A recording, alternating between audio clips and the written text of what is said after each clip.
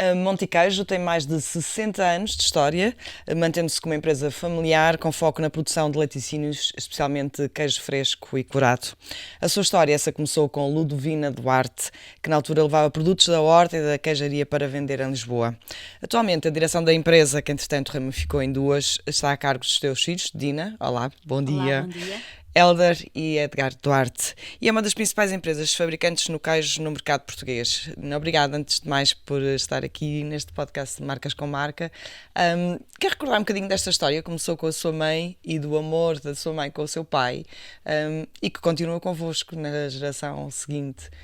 Como é que tudo começa? Como é que tudo aconteceu até agora? Ok, antes de mais, muito obrigado pelo convite também e vou tentar aqui partilhar um pouco a história da Montiqueijo. Portanto, a Montiqueijo começou com o casamento dos meus pais, que se conheceram, e como estavam situados muito perto da cidade de Lisboa, mais propriamente na região Saloia, as mulheres vinham a Lisboa buscar roupas para lavar ali na região Saloia.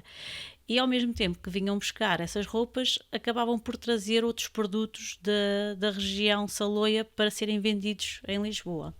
Os meus pais casaram-se novinhos, com 18 anos, e na altura o meu avô tinha dado uma vaca ao meu pai para ele, portanto, começar a sua vida, não é?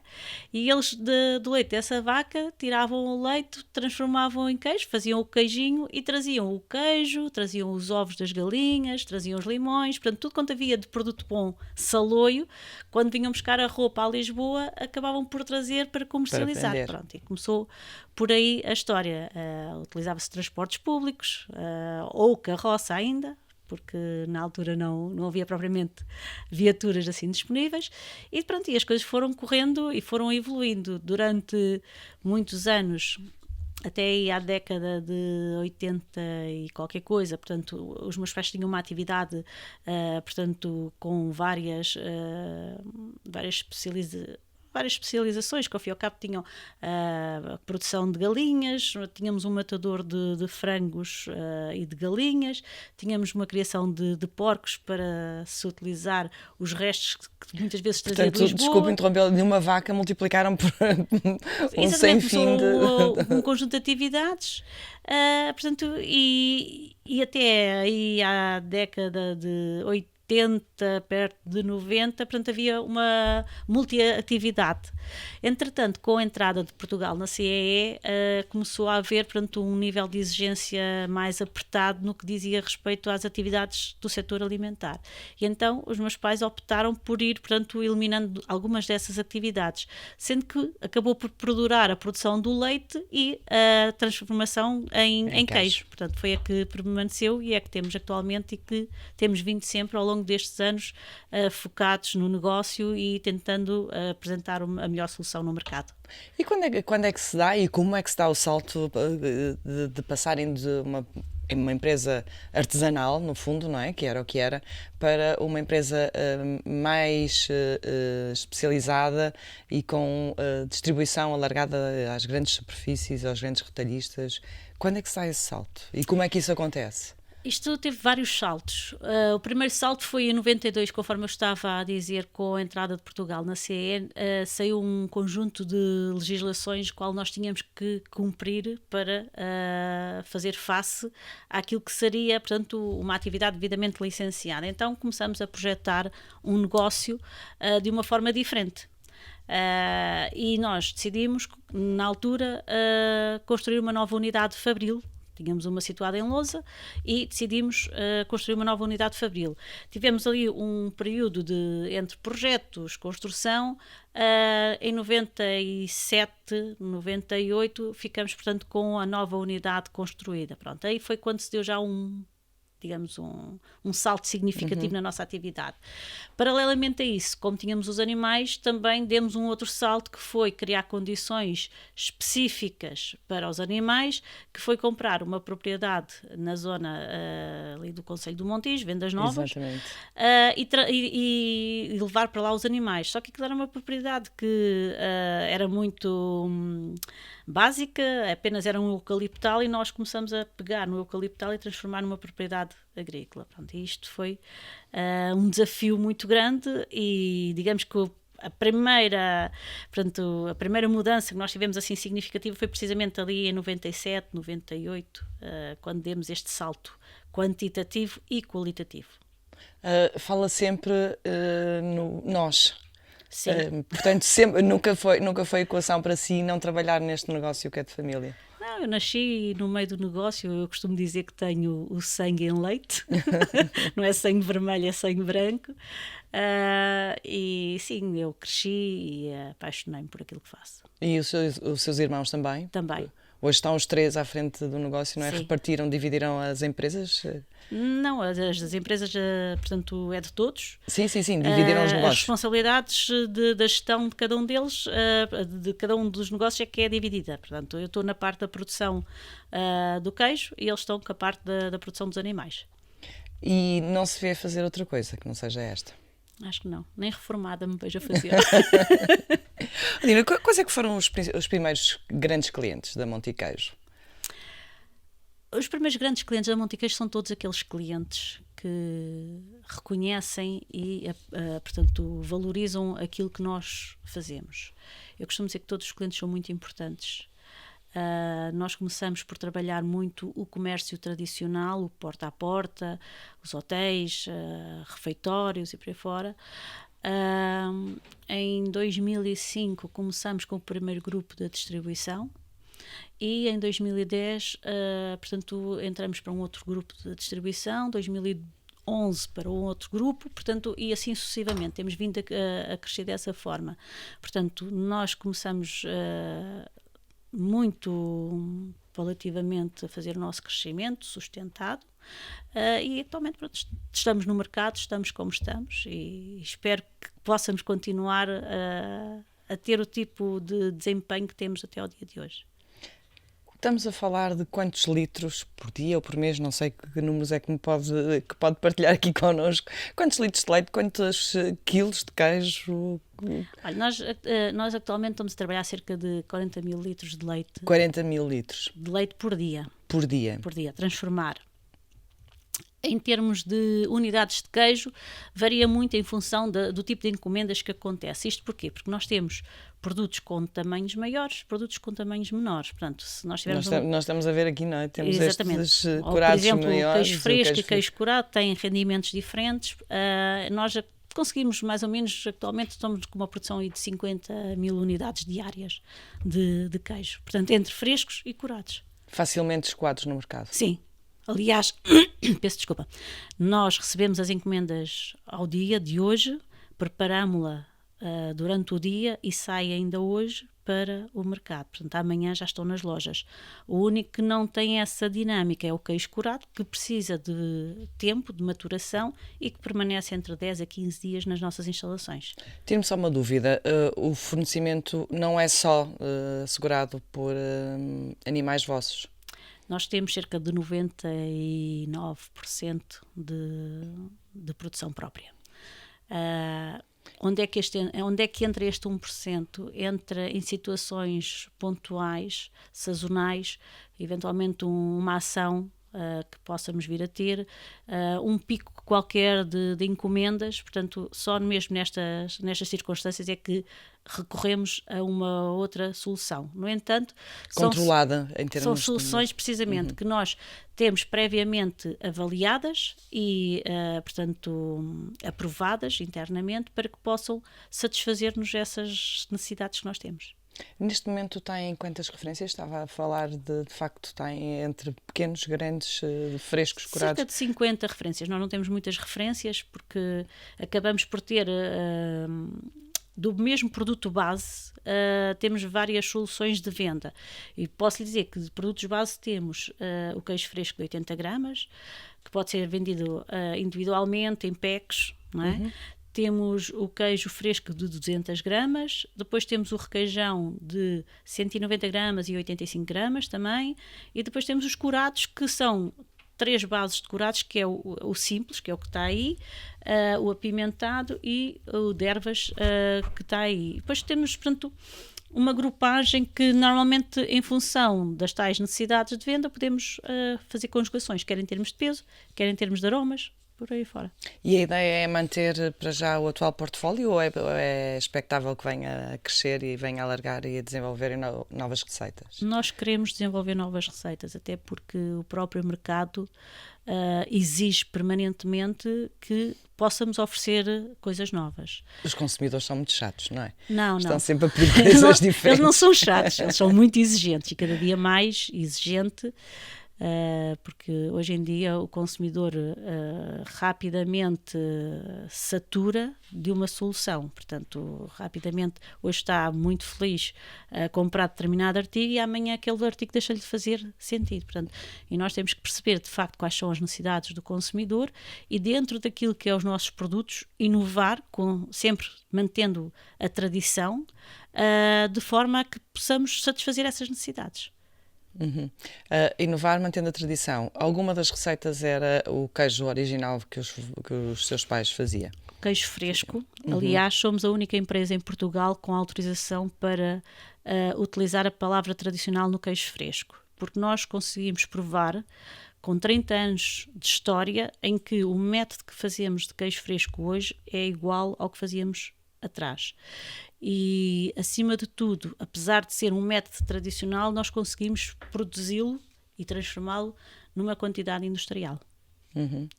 E continuam a investir, portanto, em desenvolvimento de novos produtos? Sim. Quanto é que investem, mais ou menos, anualmente? Tem uma equipa própria para o fazer? Não tenho uma equipa própria, portanto, é os próprios colaboradores que temos, a própria equipa que temos dentro da nossa casa que tem outras atividades, que vai desenvolvendo, portanto, os trabalhos, não é?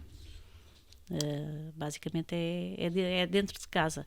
Se temos um valor quantificado, não temos, porque acabamos por não o isolar, mas sim tentamos que ele seja diluído num todo, não é? Claro. E as vossas vendas anuais, como é que têm vindo a crescer nos últimos anos? Têm vindo a crescer relativamente também. Nós tivemos 2023 um bom ano, que superamos os 9 milhões de euros. 2024 houve uma ligeira recessão, que andamos nos 8 milhões e 700, salvo erro. Portanto, tivemos ali um ligeiro decréscimo, mas também por uma questão de estratégia. E este ano, 2025, está em bom porto. Diria que o facto dos portugueses, nós gostamos muito de queijo, não é? Naturalmente, quando os supermercados começaram a trazer-nos referências lá de fora, nós começamos de facto a aderir, mas o facto do consumidor português gostar tanto do queijo que é feito em Portugal, das diferentes regiões, ajudou a Montiqueijo a chegar onde está agora? Ou não terá sido por aí? Eu acho que tudo mudou. Há 20, 30 anos para cá, as coisas têm tido uma evolução aceleradíssima, não é só na área do queijo, é de todas as áreas. Quer alimentar, quer não alimentar.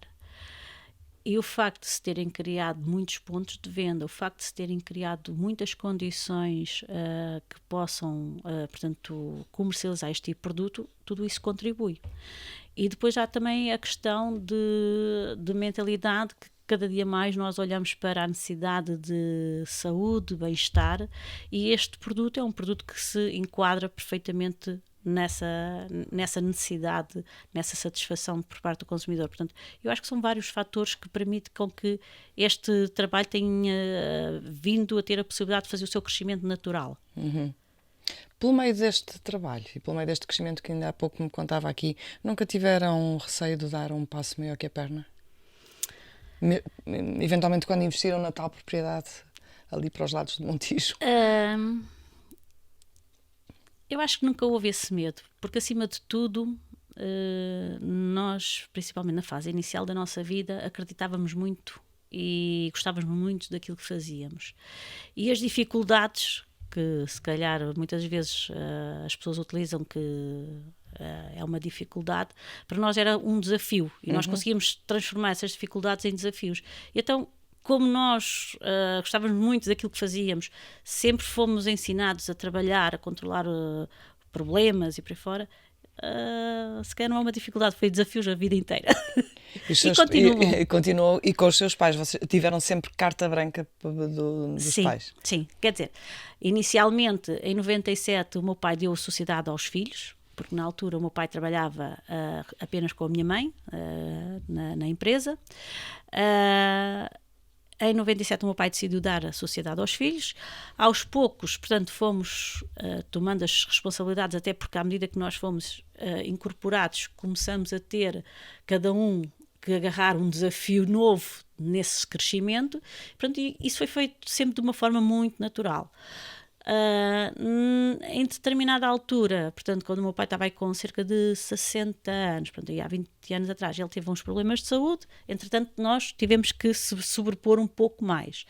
E para dizer que o meu pai, por exemplo, ainda teve na empresa a trabalhar até 2020, com 80 anos na altura, e só largou porque entretanto veio a pandemia e eu disse, não pai, você agora vai para casa porque tem que se precaver, tem que ter cuidado e por aí fora, porque eles sempre participaram, mas numa perspectiva de que, ok, vocês, sangue novo, avancem vocês. Às vezes dava as suas opiniões, ainda hoje dá, eu não quero saber, mas eu se fosse a mim fazia, não sei o quê. Portanto, está sempre lá presente. O meu pai, por exemplo, vai todos os dias visitar a fábrica, vai de manhã, vai beber o seu cafezinho e vai passar pela fábrica, saber se está toda a gente bem, cumprimentar as pessoas. À tarde volta lá a fazer outra vez, a saber se correu bem o dia. Portanto, faz este tipo de visita de cortesia. E também vai com frequência, uma vez, 2 vezes por semana, à parte da exploração dos animais, também fazer a sua visitazinha. E as opiniões que dá são ouvidas? São porque o meu pai tem uma capacidade muito grande de amadurecimento, portanto, das suas opiniões. Apesar do meu pai ser uma pessoa que a nível escolar ficou só apenas com a 4ª classe, o meu pai tem os feelings muito apurados. Há situações que são características que a gente não consegue explicar, mas sim, ele dá as suas opiniões e nós às vezes podemos não aceitar assim num impacto, mas como se costuma dizer, ouve-se, interioriza-se e depois faz-se o processamento e sai sempre coisas positivas. E imaginam que é a segunda geração, pais, filhos, imaginam que o grupo se mantenha familiar? Gostaríamos muito que se mantivesse familiar. No entanto, não podemos dizer que vai se manter familiar porque temos os jovens atualmente a acabar as universidades e vamos ver o que é que vai ser o futuro, não é? Uhum. Já foram assediados por algum grande player para venderem o grupo ou não? Sim. E não está nas vossas perspectivas fazê-lo? Nesta fase não. Ou seja, não sabem se mantém familiar, mas também não estão a fazer por assegurá-lo. É o que... É assim, tudo depende... É o que o mercado ditar, é exatamente, o que o futuro ditar. O mercado é que vai ditando e há uma situação que nós estamos preparados, que eu acho que sempre tivemos, que é estarmos abertos às mudanças e às transformações que a vida vai tendo. Pronto. E se nós algum dia decidirmos fazer algum tipo de transferência, em parte para nós é visto com um bom aspecto no sentido de que se alguém demonstra interesse é porque o trabalho que nós fizemos é um trabalho que está atrativo, está interessante.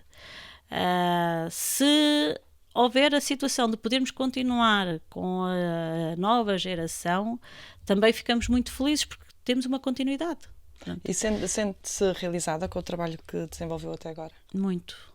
Apesar de todos os desafios que diariamente, portanto, tenho, gosto muito daquilo que faço, sinto-me muito concretizada, mas continuo sempre com sonhos.